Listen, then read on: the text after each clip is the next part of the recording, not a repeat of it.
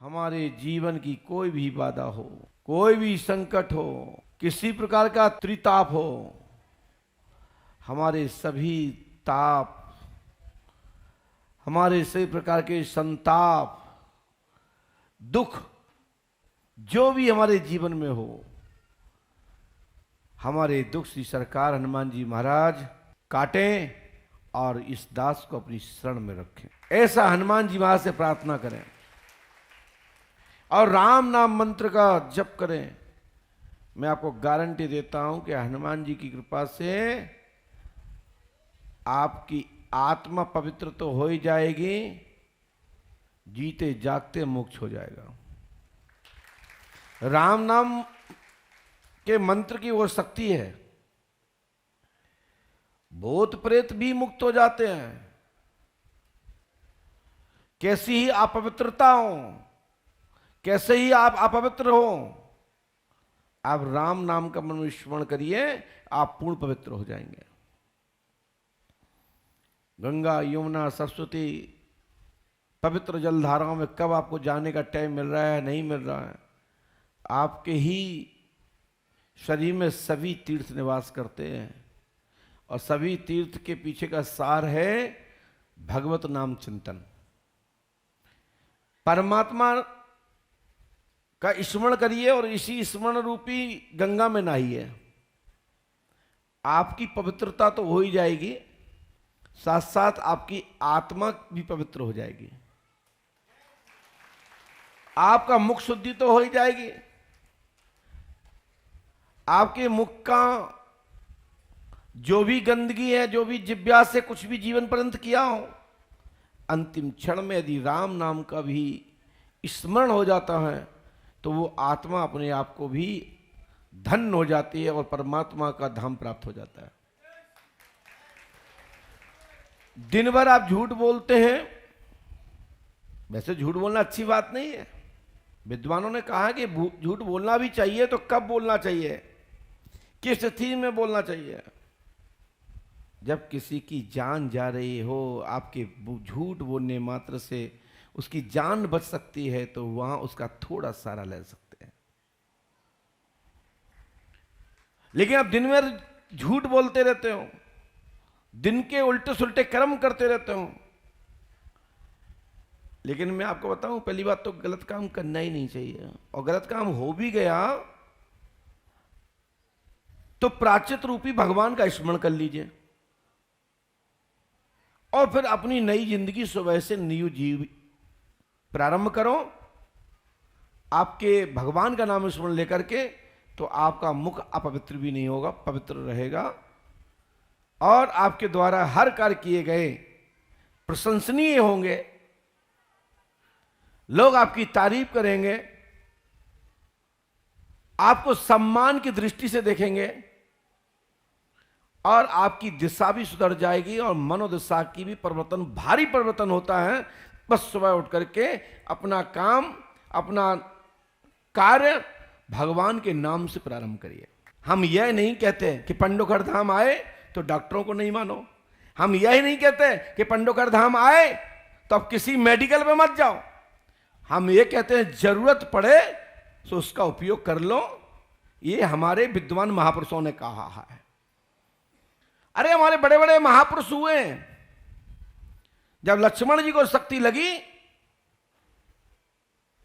तो जामंत जी ने सुकेन वेद के विषय में चर्चा रखी कि इसका औपचार सुकेन वेद हैं जो लंका में स्थापित है, वो लंका के राज्य के राज वेद हैं। हनुमान जी महाराज सुन रहे थे, सभी देवंत उस दौरान के जो भी रामादल के सहयोगी थे, सबने समर्थन, और राम जी महाराज ने भी समर्थन किया कि वैदराज को बुलाया जाए। वैदराज आते हैं, वैदराज औषधि बताते हैं। बाद टाइम में कोई एलोपैथिक दवा नहीं थी, यानी कि अंग्रेजी कोई दवा नहीं थी, उस दौरान आयुर्वेदिक दवा थी और भी योग चिकित्साएं थी।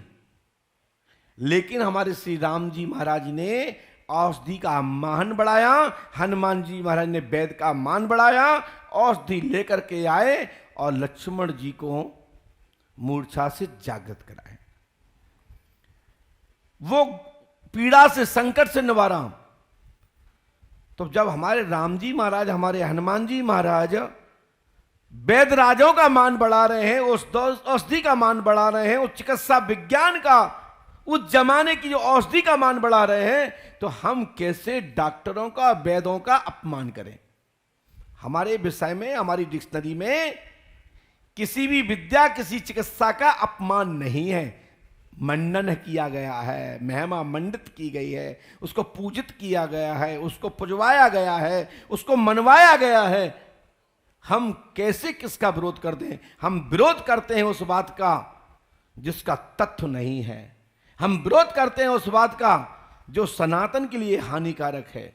हम विरोध करते हैं उसका जो हमारे साधु संतों के लिए ऊपर कलंकित रूप से कोई कार्य कर रहा हो, तो ऐसे लोगों पर उंगली उठाने का काम मैं करता हूं, उस पर मैं अनुशासन करने का प्रयास करता हूं, उसको टोकने का काम करता हूं।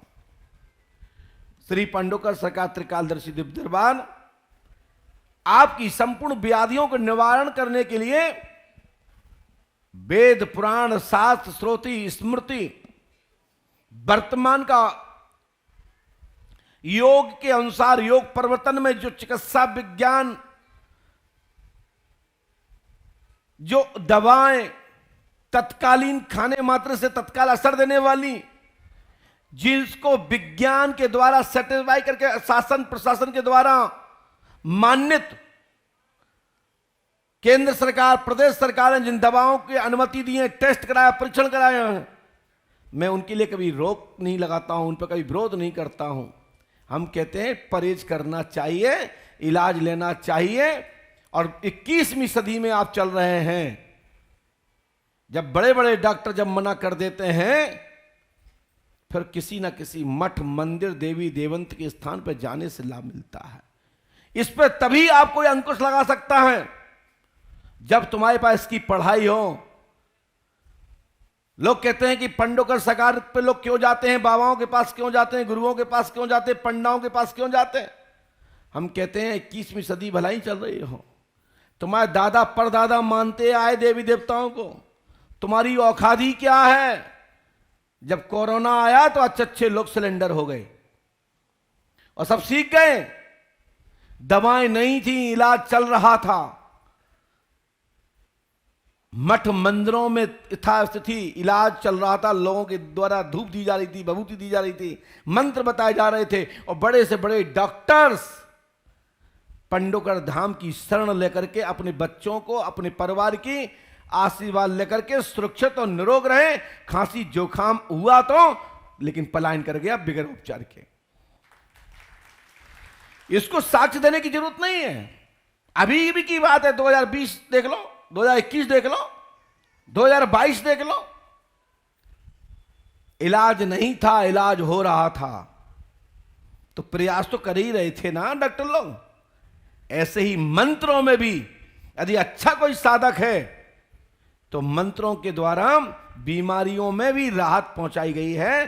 कई अनुष्ठान पूजन के माध्यम से मरे हुए, मृत समझे जाने वाले, कुछ समय के मेहमान मानने वालों को भी महामृत्युंजय मंत्र के जप के द्वारा हवा खिलाते देखा गया है।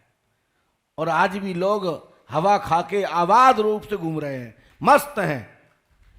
डॉक्टर कह रहे थे जहां 10 दिन नहीं जिएगा, 15 दिन नहीं जिएगा, अब तो महीने 2 महीने का व्यक्ति है, वो आज भी बैठे हैं, उनकी शादी हो गई, उनके बच्चे हो गए, और वो भी अपने नातियों के मुख देख रहे हैं। ऐसे कई परिवार हैं जो मठ मंदिरों में पंडा पुजारी और देवंतों की कृपा से घूम रहे हैं, जहां डॉक्टरों ने मना कर रखा था।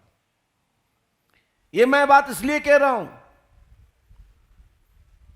कि हम ये नहीं कहते कि आप अंधविश्वास में जियो।